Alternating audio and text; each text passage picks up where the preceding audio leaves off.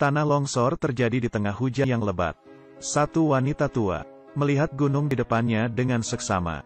Dia benar-benar menemukan tambang emas. Wanita tua itu melaporkannya ke J. Setelah J tiba, mengambil beberapa butir emas dengan pisau lalu ditaruh di tangan. Kemudian dengan tenang berkata kepada wanita tua itu, "Hanya batu besi kuning, bukan tambang emas." Wanita tua itu ditipu. Dikira akan gembira, tapi wanita tua itu pergi begitu saja. J turun ke gunung untuk memberitahu orang-orang. Dia menelepon saudara kembarnya Yongjiang. Yongjiang langsung membawa orang ke gunung itu. Mereka mulai mensurvei tempat itu dengan peralatannya. Gelombang radio mulai bekerja. Mata semua orang langsung terbelalak. Ingin tahu hasilnya. Melihat ekspresi inspektur dengan seram. Dia baru kali ini melihat tambang emas berkadar tinggi seperti ini. Ini adalah harta. Mereka langsung bersorak-sorai. Wajah mereka penuh dengan keinginan yang rakus. Beberapa orang langsung memberitahu anggota keluarganya. Memberitahu kalau mereka menghasilkan banyak uang. Ganti semua toilet dengan yang baru yang berwarna emas. Saat ini, satu raungan datang. Semua orang menoleh dan melihat. Ternyata wanita tua itu. Dia melihat mereka dengan kejam. Bibirnya gemetar, berteriak. Yongjiang dan yang lainnya bingung. Karena mereka tidak mengetahui. Kemarin saudara kembar Yongjiang pertemuan dengan wanita tua itu. Yongjiang memberitahu wanita tua itu. Orang yang kemarin dia temui ada di tempat lain. Emas yang Anda temukan pertama kali juga bukan milik Anda. Wanita tua itu berbalik dan mengagetkan orang. Berbalik dan memberitahu Yongjiang. Sebidang tanah ini milik putranya yang sudah meninggal. Yongjiang mendengarnya lalu menyuruh si keriting. Cepat atur negosiasi. Wanita tua itu turun gunung. Saat ini, detektor dinyalakan oleh orang berjas. Si keriting kaget. Berbalik secara tidak sengaja mendorong orang tua itu jatuh dari gunung. Dan kebetulan semua ini dilihat oleh semua orang. Semua orang bergegas turun gunung. Semua orang terbingung. Wanita tua itu tidak bergerak. Semua orang panik, karena Yongjiang sudah digelapkan oleh uang. Mencekik leher wanita tua itu. Orang tua dari kejauhan itu ingin menyelamatkannya. Dia bertujuan untuk membuka tembakan. Tiba-tiba terdengar teriakan. Ternyata adalah cucu dari wanita tua itu. Sang cucu mengambil liontin si neneknya. Sambil berteriak, orang tua itu dengan cepat menemukan gadis itu. Katakan kepadanya untuk diam tidak bersuara. Yongjiang muncul pada saat yang bersamaan. Beberapa orang berkumpul. Orang tua ini tidak takut.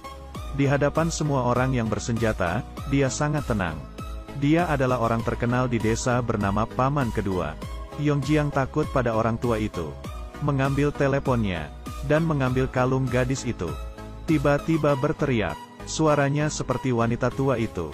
Beberapa orang langsung panik. Yongjiang langsung menarik senjata milik Paman Kedua. Terdengar teriakan dari pepohonan dan burung-burung gagak di hutan itu.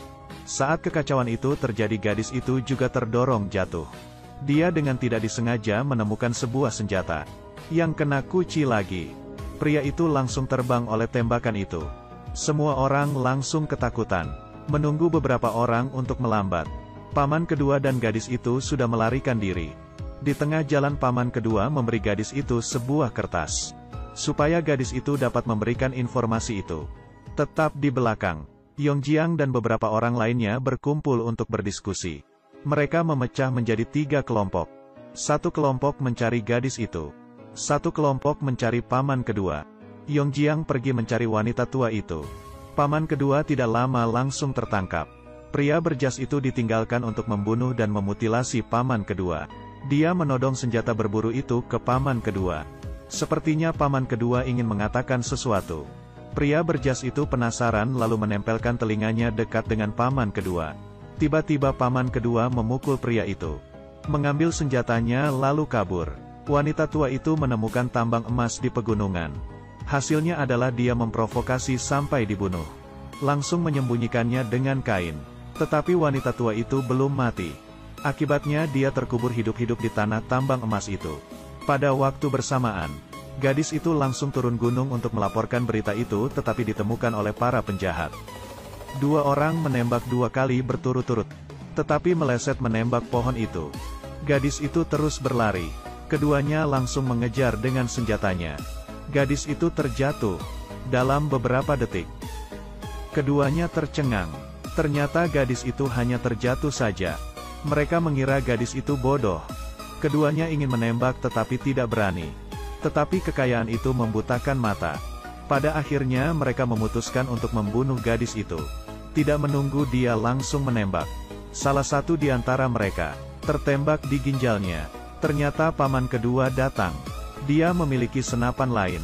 Sekarang giliran mereka semua. Paman kedua membunuh orang. Dia menyakiti satu dan membunuh satu orang. Paman kedua dan gadis itu pergi. Saat ini, seseorang di geng itu ingin mengundurkan diri. Yongjiang langsung membunuhnya. Mereka pun langsung pecah. Sekarang sudah ada 2 orang yang tewas. Mendengar itu terlalu berisik. Yongjiang berteriak, "Apakah kalian tidak ingin emas?" Mereka menemukan sabuk gadis itu. Yang aneh adalah apakah gadis itu melarikan diri sendirian. Yongjiang berfirasat buruk. Dia meminta semua orang untuk kembali. Tiba-tiba terdengar suara tembakan senjata. Yongjiang juga langsung meraih senjatanya. Mereka tertembak lagi. Hampir tidak memberikan kesempatan sama sekali kepada Yongjiang. Paman kedua muncul. Saat ini paman kedua sudah ada di tempat yang tinggi. Seperti ingin memberikan keadilan yang sama ke mereka semua. Paman kedua meminta mereka untuk menyerahkan ponsel dan kalung mereka. Tangan Yongjiang meraih sesuatu. Siapa yang mengira dia memiliki senjata rahasia? Langsung menembak paman kedua. Pada saat bersamaan paman kedua juga menembaknya. Wajah Yongjiang tergores peluru. Kemudian kedua sisi mulai menembak dengan sengit. Di pegunungan itu penuh dengan suara tembakan senjata. Paman kedua berbalik untuk berlari. Yongjiang memimpin beberapa orang untuk mengejar paman itu. Paman kedua lari ke sungai. Menemukan tempat persembunyian. Yongjiang mulai berperang dengan orang tua itu. Bang bang bang, beberapa tembakan dilepaskan. Tapi tak satu pun dari mereka mengenai tembakan mereka. Pembantu sudah tiba. Yongjiang dan bawahannya dibagi menjadi 2 posisi.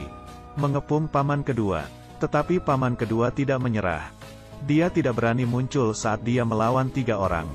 Yongjiang mulai mengubah triknya. Dia memberi isyarat supaya kedua orang itu mengepungnya. Ada pemburuan di atas gunung itu. Paman kedua adalah bintang terkenal di desanya. Saat ini dia melawan sekelompok orang. Tidak peduli apakah itu geng atau bandit, dia akan membunuhnya. Paman kedua memasukkan peluru satu persatu. Menahan rasa sakit di perutnya.